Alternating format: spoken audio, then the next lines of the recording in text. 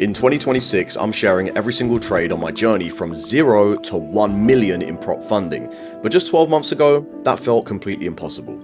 It wasn't a strategy problem I had a scarcity problem. But today, I'm going to share with you how your upbringing and your current situation are secretly sabotaging your trades, and the exact psychological blueprint that I used to fix it, move to Asia, and finally go full-time.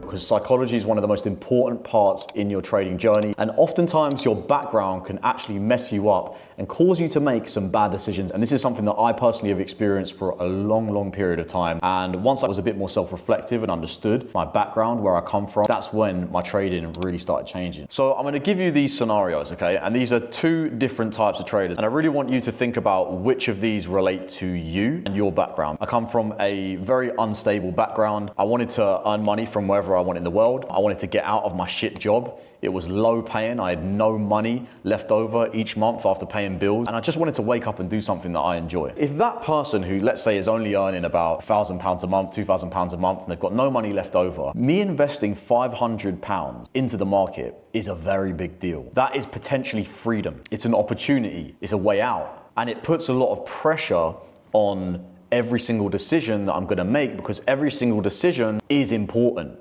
This is potentially going to change my life. So each trade that I put on is detrimental to my success. Now let's look at the person from the stable background. Let's say, for example, that he doesn't mind his job. He's got some financial security, and if he loses £500, it's just a number on a screen. It's not really a big deal. He will hold his trades because he doesn't need the money for rent, and he's more interested in seeing if this strategy actually works. And although it's tough, this is the mindset that you need to have, because if you need the money so bad, every single decision that you make is going to be detrimental to your success. Each win is going to be one step closer to your dream life and your goals, the success, the vision, the freedom, the independence, and every loss is going to feel one step further back, which means I'm going to have to stay in my job for longer, which means I'm going to be unhappy for longer, and it's just the wrong mentality to have. What that caused me to do was enter trades because I know price is going in one direction and I have to play a part in that move.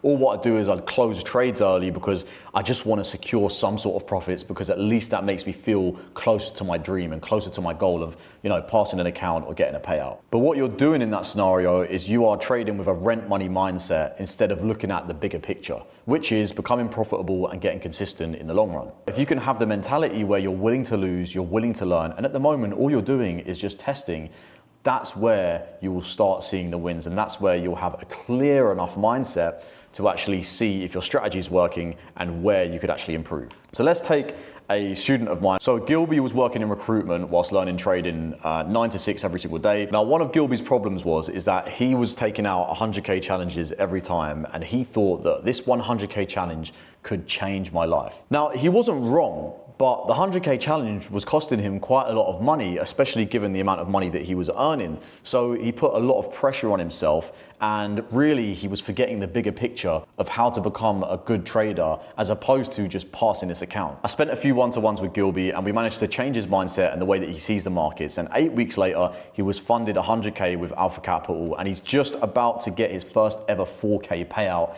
this December.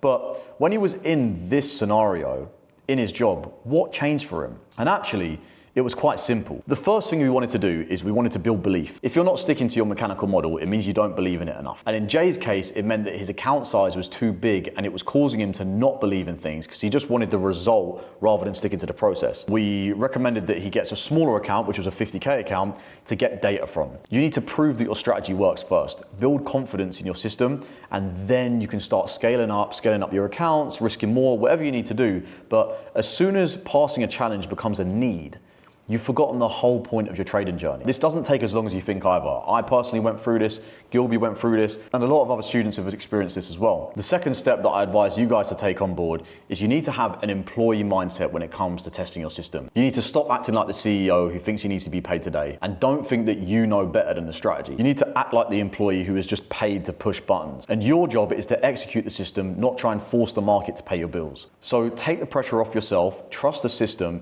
and just do what the strategy tells you. And then afterwards, once you get like a few months of data, you can start to tweak your system and see what works and what doesn't. But for now, be an employee. Just be paid to push buttons and just understand that you don't need the payout, you need to learn how to trade. Now, the final thing that we introduced with Gilby was a reward and punishment system. So we had to rewire his brain to focus on the importance of the strategy and not the P&L. At the moment, your brain is probably attaching every single win to a mass amount of dopamine and every loss with pain. But this is not how trading is supposed to be, especially when you're learning. So for each rule break, no matter how big or small, we banned him from trading for 2 days. So each week I would actually have a look at his MT5 to see if he had actually done that or not, because I know how sneaky a lot of people can be. We made sure that there was full transparency, and every single time he broke a rule, whether that was entering at 7:58 instead of 8 o'clock, whether it was waiting for a 1-minute breaker structure instead of waiting for a 5-minute breaker structure, whatever that rule was, no matter how big or small,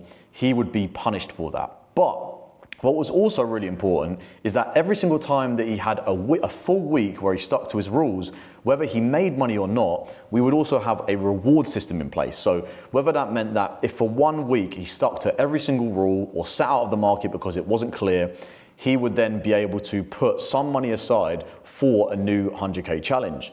So that was the plan, was either he goes out on a nice meal on a Friday or Saturday with his girlfriend, or he would put money aside towards his next challenge. And when you have a reward system in place, it incentivizes you to stick to your rules, because now you're being paid with an employee mindset to do your job, which is implement your strategy that you have learned, rather than the outcome, which is how can I chase trades and try and make money no matter what.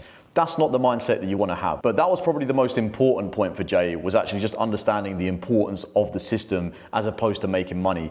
And yeah, as I said, now he's 100K funded and he's about to get his first 4K payout, which is amazing. And it's one of the best feelings as a mentor, honestly. Now look, I understand a lot of you guys will come from similar backgrounds to me. It's very hard to change your mindset, but I hope that these tips, if you actually make notes on these and try and implement these will really, really help. As I mentioned before, I'm gonna be sharing every single trade that I take, going from 0 to 1 million in prop firm funding. And we're already at 50K and it's only been a few weeks. So if you wanna follow my journey, see all of my trades, learn my strategy, and join an amazing community of traders like Gilby who are on their journey to profitability, then make sure you click the link in the bio and join the Discord. I hope you have a very good new year, and 2026 is going to be crazy. So I can't wait to be trading with you in the new year. But lots of love, and I'll catch you guys in the next video.